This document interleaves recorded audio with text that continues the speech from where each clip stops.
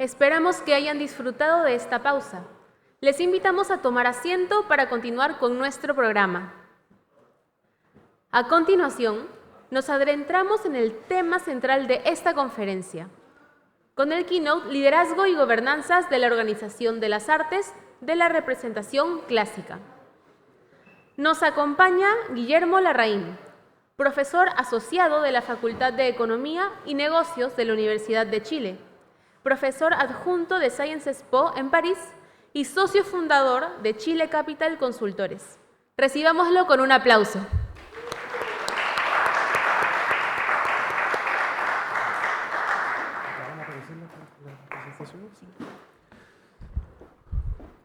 Bueno, muchísimas gracias a OLA por la invitación, al Teatro Municipal de Lima, a la Municipalidad de Lima por la invitación. La verdad es que cuando Carmen Gloria me ofreció participar, volé, porque me parece la verdad que es un tema extraordinariamente importante y así que feliz de poder colaborar en algo.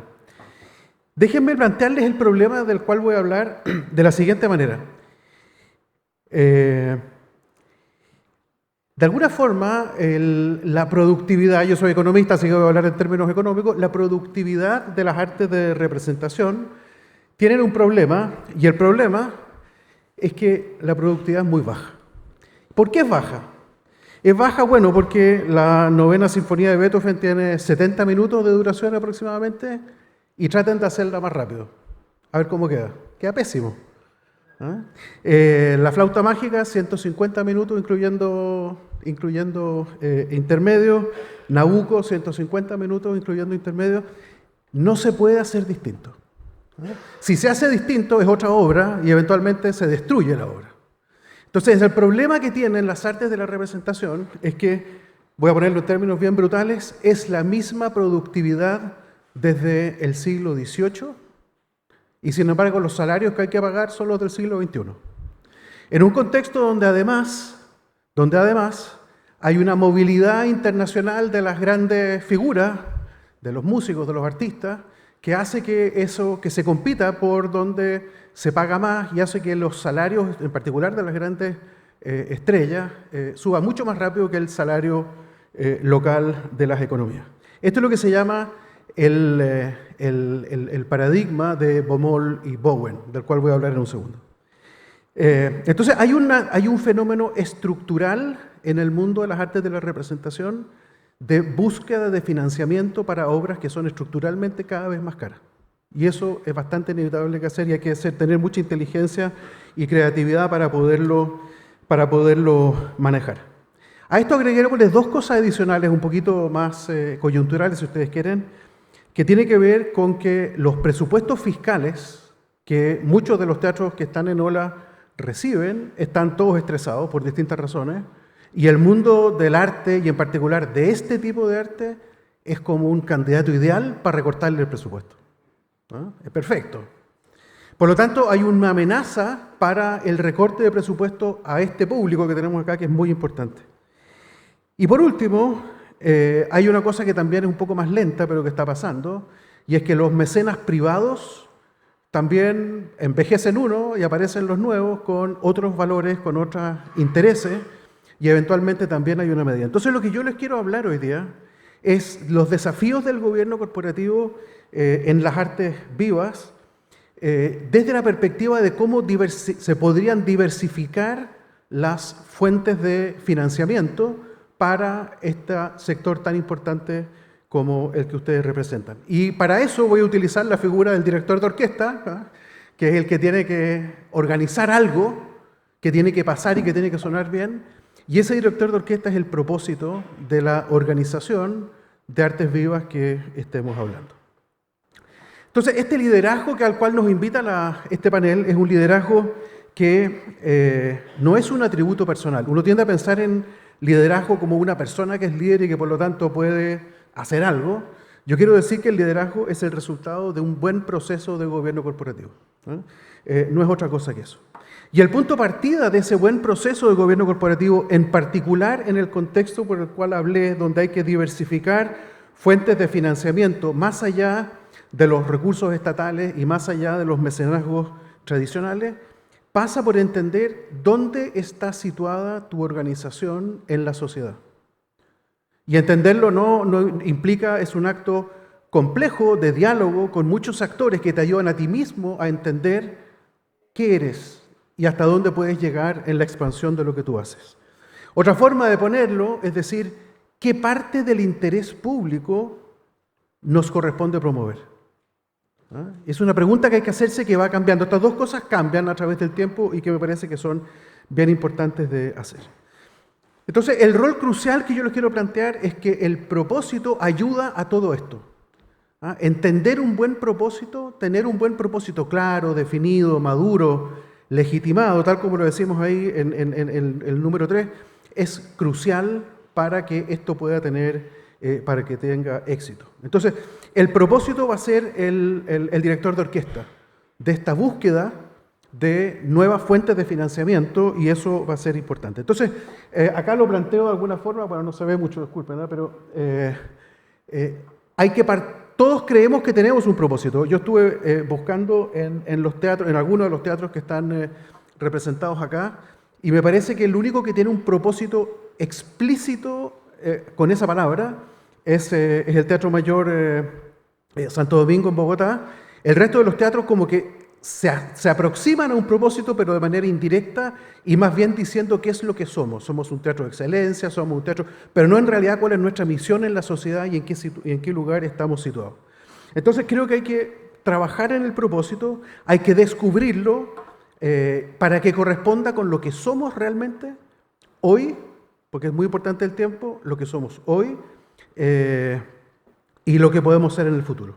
Una vez que uno lo distingue, una vez que lo identifica, hay que legitimarlo. Esa legitimación es como un proceso, ahí aparecen como dos cuadrados, pero la verdad es que debieran estar fusionados de una cierta manera, porque la legitimación es un proceso de diálogo que te ayuda a descubrirlo primero. Entonces el punto 2 y el 3 están más o menos juntos.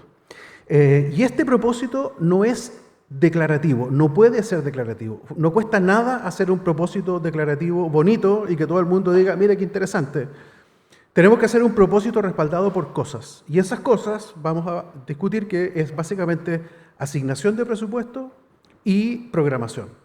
El propósito tiene que estar reflejado en recursos que se asignan a distintas cosas y en programación, que es lo más relevante. Entonces, en lugar de poner 4 puntos, le puse 4 movimientos a esta presentación. Tengo 4 movimientos que vamos a hacer y les puse algunas obras a mano derecha ahí que me pareció que podían ser un buen ilustrador de lo que vamos a hablar. Entonces, déjenme hablar primero de la atención fundamental del gobierno corporativo de las artes, que de alguna forma ya lo enuncié. Luego, el liderazgo como un resultado incremental de un proceso de gobierno. Hice una mirada muy somera de las estructuras de los teatros hoy, así que voy a hacer un par de comentarios sobre eso, pero evidentemente que esto no está pensado ni para un teatro en particular, lo que voy a decir, ni tampoco entré con un nivel de detalle muy grande porque eran muchas instituciones y no lo pude hacer. Y después algunas sugerencias para los directorios. Entonces, la atención fundamental del gobierno corporativo, ya les decía, el efecto Baumol-Bowen. Este es un efecto que es estructural. No es un tema de los teatros iberoamericanos, en el mundo está pasando esto de la misma, en todas partes igual. Y ya les comenté cuál era el dinamismo. La productividad no puede ser distinta, no podemos hacer la novena sinfonía de Beethoven más rápida que lo que es, porque si no, no sería la novena sinfonía de Beethoven. Entonces tiene que ser lo que toma con el coro que tiene, con la orquesta que tiene, y por lo tanto hay una cosa que es bien importante. Los salarios van al alza y por lo tanto se produce estructuralmente una brecha de ingresos que es un tema fundamental para el gobierno corporativo. Y les decía que hay que trabajar en 2 frentes. Uno, lo que acá denominamos el financiamiento contribuido, es decir, lo que se puede obtener de parte de financiamientos del Estado. Hay algunas ideas muy interesantes que han surgido en el último tiempo. Por ejemplo, lo tiro así al pasar, pero después podemos conversarlo, la relación entre salud mental y acceso a la cultura, en particular a este tipo de cultura, donde el Teatro del Lago en Chile está haciendo una cosa muy interesante de aproximar a los hospitales con la salud mental, con el teatro. Pero después lo otro que me interesa, y me voy a centrar sobre todo en esto, es cómo ampliar las audiencias. Y ampliar las audiencias nos va a plantear ciertos problemas que son complejos, pero que nos parece que es bien importante. Para ampliar estas audiencias, inventé y me puse creativo que la forma de ampliación de estas audiencias tiene que partir por un lema que nos organice. Y ese lema le puse acá: mira y lee a tu pueblo. Para poder entender a nuestras audiencias tenemos que mirar al pueblo que cada uno tendrá al frente de suyo, leer qué es lo que hace, qué es lo que sueña, qué es lo que aspira, para luego entonces hacer y buscar el propósito que nos va a movilizar. Entonces, mi reflexión parte de pensar que la cultura europea, que está muy representada por las artes líricas, en realidad tiene más pilares, y acá pongo 3: la universidad, el museo, la ópera. Estas 3 instituciones son muy marcadoras de la cultura europea, en particular en América Latina, desde el inicio de la independencia, y antes, de hecho, porque lo vamos a ver hoy día en la noche con la ópera de esta noche. La universidad y el museo hoy día han dado el paso de transformarse en instituciones muy abiertas y muy populares, en cierta forma. La ópera y en general la música clásica, sin embargo, todavía persiste en un nivel de élite que es complejo. Y que por lo tanto la idea, élite no en términos socioeconómicos necesariamente, culturales, etarios, en muchas dimensiones élite. Y por lo tanto, salir de ese espacio de confort para ahí ir a buscar audiencias afuera de ese espacio de confort parece que es bastante importante.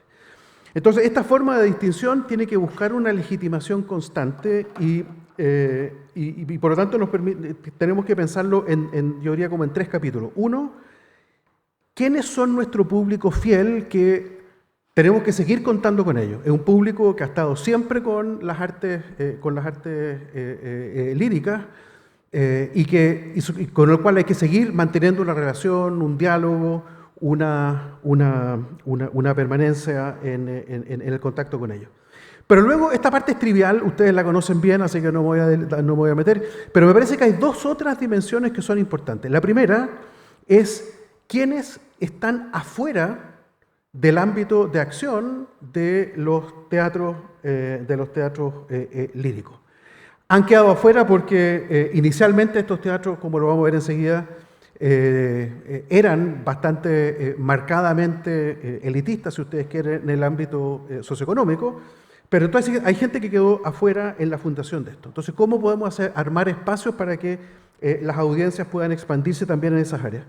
Y luego están aquellas personas que tienen formas de expresión contemporánea, y esas formas de expresión contemporánea también buscan alguna forma de reconocimiento en las artes líricas que están representadas en este teatro.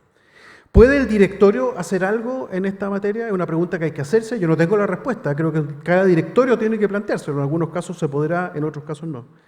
¿Es necesario que lo haga? ¿Puede hacerlo solo o debe buscar aliados? Es algo que cada directorio tendrá que discutir y ver si es que se puede hacer. Entonces, en América Latina, y acá está el ejemplo del Teatro Amazonas en Manaos, ¿no es cierto?, que es un teatro maravilloso, enorme, no lo conozco, solo lo estuve examinando por fotos, tanto adentro como afuera, realmente una cosa fantástica, pero cuando se inaugura en 1899 era como plantación, voy a exagerar un poco y mis amigos de Manaos no se me enojen, pero era básicamente plantaciones de caucho y el Gran Teatro Amazonas. Entonces, hay que tratar de alguna forma de incorporar lo que fue creciendo en torno a ese teatro e incorporarlo de alguna forma dentro del público, las audiencias que pueden acceder a este teatro.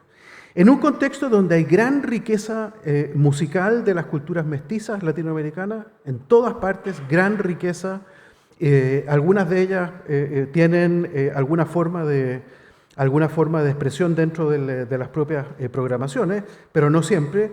Hay expresiones aborígenes y migratorias no europeas que también son importantes. Y una cosa que es muy crucial, me parece que es realmente crucial, es que hay un reconocimiento tácito y a veces explícito de que el estatus de la música clásica y de las artes líricas es reconocido por todo el mundo. Y les puedo comentar un solo evento que para mí es muy simbólico. Cuando se lanzó el primer proceso constituyente en Santiago, que fracasó, lo que se intentó hacer en el Teatro Municipal de Santiago fue una gala constituyente. Entonces había un conjunto de personas que estaban hablando de plurinacionalidad, que estaban hablando de cambiar el país de pie a cabeza, pero lo que querían era una especie de reconocimiento cultural en el Teatro Municipal de Santiago, no en otra parte, en el Teatro Municipal de Santiago, en la forma de una gala. A mí me parece que es muy simbólico de que hay una autoridad, si ustedes quieren, que tiene, en este caso, en el caso chileno, el Teatro Municipal de Santiago, que es reconocido incluso por aquellos que son muy críticos de las formas culturales clásicas. Y me parece que es bien interesante porque ahí hay una forma de entender y de hacer diálogo con este público que me parece que es bien potente. Luego, en el caso norteamericano me di y disculpen acá los amigos norteamericanos y canadienses, pero releyendo rápidamente me parece que los directores debieran pensar en algo similar pero distinto. Hay un doble dilema y que es cómo, dada la potencia de la cultura norteamericana, nos desatamos de lo europeo, un poco lo que está tratando de hacer Trump ahora en el ámbito de la defensa, si es que eso tiene en el ámbito de la cultura algún tipo de paralelo. Y hay algo que hay que ver hasta qué punto nos queremos deshacer de eso, porque al final del día esta es una expresión que es fundamentalmente europea. O pensar que el teatro clásico es una especie de refugio contra la modernidad y por lo tanto buscar ahí una suerte de retorno. Me parece que hay formas de pensar este problema que es importante. Y también creo que hay un vértice ibérico que me parece importante de resaltar por un efecto inverso del latinoamericano. En el latinoamericano son los europeos que se instalan en América Latina y por lo tanto tienen esta relación de exclusión y de segregación con el público mestizo aborigen, si ustedes quieren. En España y en Portugal ahora está ocurriendo lo contrario, son formas tradicionalmente europeas, pero que están recibiendo un flujo migratorio latinoamericano, tanto en Portugal como en España, y ahí hay un pasado innegable que también hay que ver si que eso vale la pena o no considerarlo dentro del propósito de estos teatros. Bien, déjenme pasar al segundo punto, que es el liderazgo como resultado de un proceso de gobierno. Esta es la parte más larga, Carmen Gloria, así que no esté... No, es que me mira así como eso. Y tengo un reloj que me dice exactamente cuánto me queda. Así que... Bueno, entonces... la historia de esta sección es divertida porque llegué a esta idea de que las palabras eran vigilar, descubrir, legitimar, demostrar y movilizar, y debe ser por mi formación francesa que me encanta ponerle como siglas a todo. Los franceses son los reyes de las siglas para lo que quieran. Y entonces viendo las primeras letras de este vide, legue, demo, lo transformé en una mezcla de latín y griego y dice vide, legue, demos, es decir, mira, lee a tu pueblo. Me pareció que salió genial. Entonces la verdad es que eso es básicamente que las fases de la dinámica del propósito, el propósito tiene que ser algo dinámico. El propósito no es algo que tú lo tomas hoy y quedó ahí inscrito en piedra para siempre, es algo que es el apropiado para el día de hoy, pero no sé si es apropiado en 5 años más. Voy a tener que estar siempre necesariamente pensándolo, y por lo tanto que hay que estar mirando a tu entorno y a tu pueblo. Entonces hay que vigilar, ya les comentaba, descubrir, legitimar, demostrar y movilizar. Entonces, vigilar. Hay que estar atento cuando el propósito queda fuera de juego, ¿no? Dado que estamos hablando de fútbol hoy día, de repente puede que el propósito se quede fuera de juego, ¿no?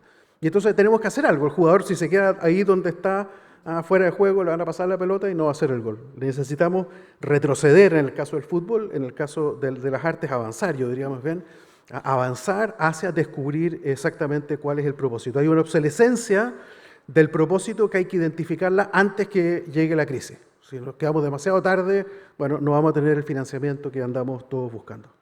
Ese descubrimiento, que es el segundo punto, no es hallar algo preexistente, porque las condiciones societarias van cambiando siempre. Hay gente nueva que llega con nuevas visiones, con nuevas tecnologías, que es muy importante, cambia muy fuertemente y por lo tanto hay que ir a descubrir, y una vez que uno descubre hay que legitimar, ¿ah? Para movilizar recursos, que es lo que en realidad queremos, para hacer que cambien las normas de aduana en Chile, que como decía Carlos hace un rato atrás, para que se parezcan a las peruanas o que sean ambas mejoren. Necesitamos movilizar recursos, necesitamos leyes. Mencionaba el señor de Colombia, su nombre se me va en este minuto, pero lo noté, Ramiro mencionaba que hay leyes. Eso es movilización de recursos. Los recursos que necesitamos que se movilicen no son solo dólares, pesos o euros o soles. Necesitamos leyes, reglamentos, necesitamos cosas muy elevadas, que para que el presidente firme una ley, necesitamos un decreto del Servicio de Impuestos Internos. Eso es movilización de recursos. Y para esa movilización necesitamos que nuestro propósito sea público y que sea legítimo, que sea entendible por toda la sociedad. Y entonces, una vez que lo tengamos, vamos a poder irlo demostrando, porque el propósito logra movilizar todos estos recursos.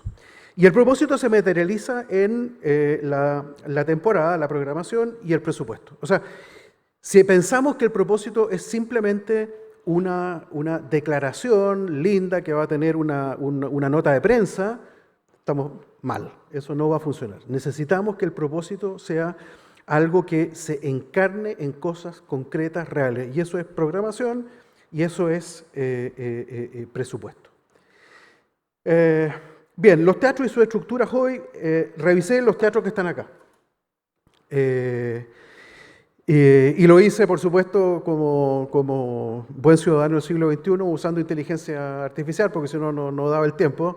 Entonces, lo hice con inteligencia artificial. Y básicamente hay 5 categorías, pero la inteligencia artificial revisada, porque uno siempre puede pensar que la inteligencia artificial hace todo y eso está mal, siempre hay errores. Uno tiene que meterse después y revisarla. Entonces, hay básicamente 5 categorías de estructuras de gobierno que están ahí señaladas. Un ente público dependiente, donde está el Teatro Colón, el Gran Teatro Nacional, INVAL. La fundación, la inteligencia artificial me puso autónoma y directorio plural. Yo a los dos les agregué el semi, porque me pareció que no eran ni tan autónomos ni tan plurales, pero sí me parece que es importante el concepto de autonomía y pluralidad en el gobierno es importante. Después, la idea de un directorio privado más endowment, un directorio con mucha vulnerabilidad política, que es el caso del Kennedy Center, y después una cosa rara que encontramos como una institución particular, que es la Ópera de Taipei, que tiene una institución cívica de misión que me parece interesante de explorar con mayor detalle. Yo la verdad es que no lo hice porque me centré, por supuesto, en el área 1 y 2. Entonces, para poder procesar esta condición estructural, lo que uno quisiera de cualquiera de estas estructuras de gobierno va a tener que básicamente cumplir 4 condiciones para procesar bien la tensión estructural. Lo primero es autonomía. O sea, el directorio tiene que ser autónomo, o al menos tiene que tener niveles de autonomía lo suficientes para poder justamente buscar el propósito, movilizar recursos, etc. Esa autonomía en general, donde se ha visto más amenazada, es por gobiernos que tratan justamente de implementar algún tipo de política, que no digo que sea ilegítimo, digo que el gobierno, que el Banco Central, uno como economista piensa autonomía y Banco Central sale inmediatamente después. Entonces, lo que uno quiere es que haya un directorio del teatro que tenga la autonomía suficiente como para decir, sí, estoy de acuerdo con esa política porque va en el sentido de nuestro propósito, o no, y tengo algún medio para poder defenderme de eso. El segundo elemento tiene que ver con la diversificación de recursos. Tampoco es bueno depender de un financista único, lo estábamos conversando durante el café. Los financistas quieren una forma de retorno sobre las inversiones que hacen. Entonces hay que ver que ese retorno no vaya en contra del propósito que el banco que el teatro se pueda definir.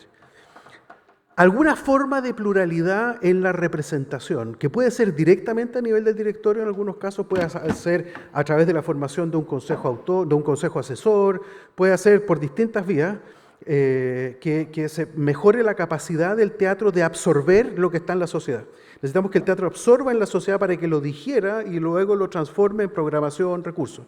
Y eso puede necesitar entonces una representación, una pluralidad importante. Y luego, por supuesto, la demostración a nivel del presupuesto. Hay estructuras que están mejores preparadas que otras, de las 5 que les mostré hace un rato atrás. Mi percepción es que las que estaban en la letra B, que era el Teatro en Sao Paulo, Municipal de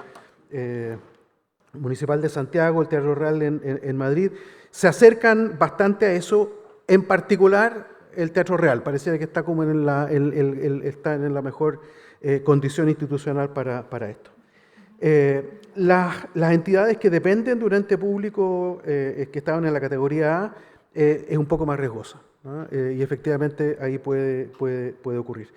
Quise hacer un pequeño estudio de caso del Met y del Kennedy Center, y ahí efectivamente hay un problema. En el Met, como ustedes saben, ha habido un problema de tensión financiera importante, ha salido en la prensa en las últimas semanas, que han incluso tenido que poner a la venta los murales de Chagall, ¿no? Ayer conversábamos con mi señora María Olga y me preguntaba, ¿cómo van a sacar los murales?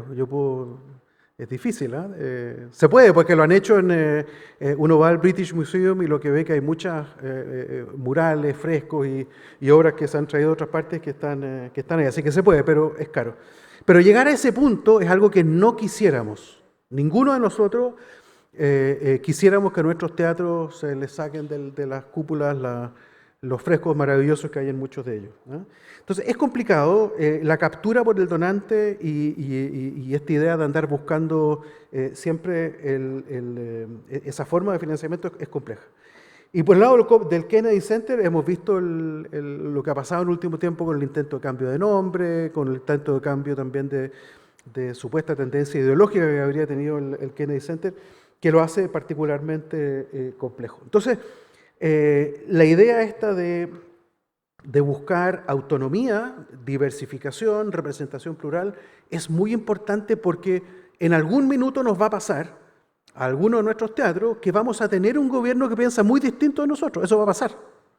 Y tenemos que tener la capacidad de defendernos de eso. ¿Cómo? En parte absorbiendo las cosas que ese gobierno pueda tener, pero ojalá lo absorbamos antes que llegue el gobierno, porque somos capaces de absorber la pluralidad que hay en la sociedad. Eso parece que es bien relevante. Bien, déjenme ir, por si acaso alguien quisiera hacer alguna pregunta. Tengo 8 cosas sugerencias de preguntas que se pudieran implementar a nivel del directorio. Lo primero es, bueno, ¿cuándo revisamos el propósito? Yo lo que vi revisando los propósitos de los bancos, de los teatros, que vi, es que les decía, solo en el Teatro Mayor estaba claro el propósito, en los otros está disperso y no necesariamente como propósito. Entonces como que la inteligencia artificial entendió que era propósito, pero yo leyéndolo no es propósito. Entonces creo que hay que pensar cuándo se hizo esto por última vez, este ejercicio, y cómo lo pudiéramos hacer. Hay una discusión a nivel del directorio de hasta dónde queremos llegar en la implementación de ese propósito. ¿O queremos que sea solamente declarativo por el momento para hacer una cosa entre medio? O sea, hay que pensarlo, ¿cómo lo manifiesto? Necesitamos una ley y por lo tanto voy a hacer que el propósito me ayude a fomentar una ley. ¿Cómo lo hago? Tengo que hablar con quiénes. Una pregunta como de riesgo, ¿no? ¿Qué pasa si un financista, que hoy día es importante para nosotros, qué pasa si ese financista retira su financiamiento o lo condiciona, lo que es peor, ¿no? Entonces, ¿hasta qué punto nuestro propósito está en línea con ese riesgo también? En la mesa del directorio, en sus comités, en sus comités asesores, ¿quiénes debieran estar y no están hoy día? Si no lo puedo incorporar porque resulta que tengo algún tipo de restricción estatutaria o un tipo de restricción de realpolitik, digamos, que también puede ocurrir, ¿Cómo los incorporo? ¿Los incorporo de qué manera? Eso es una cosa que es bien importante. Nuestro escenario, ¿a qué distancia está real de los públicos a los cuales queremos llegar? Muchas veces estos teatros, porque gozan de gran reputación, piensan que todo el mundo viene al teatro. Y probablemente sí para una buena cantidad de personas, pero aquellos justamente que están excluidos de la dinámica natural de los teatros, a lo mejor hay que buscar un canal distinto para llegar a ellos, ¿no? Y hay que explorar, por lo tanto, canales de esa materia. Si mañana cambia el clima político, ¿qué nos garantiza la sobrevivencia? Nos condiciona el presupuesto, nos tratan de interferir, obligándonos a hacer cosas que no quisiéramos, etc. Y para eso la idea de tener comités puede ser bastante útil porque son grupos como Task Force al interior del directorio que se dedican específicamente a un tipo particular de tema. Entonces, déjenme con esto para terminar. El liderazgo al final del día es la custodia y la proyección en el tiempo de un propósito legítimo. Tenemos que tener un propósito que para que sea legítimo tiene que ser actual, tiene que ser compartido con los stakeholders que nos interesa, tiene que ser co-construido en cierta forma con ellos, y eso es lo que nos va a permitir liderar en el sentido de movilizar recursos financieros, no financieros, institucionales, políticos, a favor de la misión que nosotros tengamos. Hay una frase de Martha Graham que me interesa mucho resaltar acá. Dice, ningún artista se adelanta a su tiempo porque este es su tiempo. A veces que eso es bien importante. Y la tarea del directorio, de alguna forma, es que para la institución que dirige, precisamente este sea también su tiempo. Y para eso tiene que estar en lo mismo que le pasa al artista. Tiene que estar en relación con su tiempo y tiene que estar dialogando con su tiempo y viendo cómo hacer que la institución se acerque a esas aspiraciones que naturalmente tiene toda la sociedad. Muchas gracias.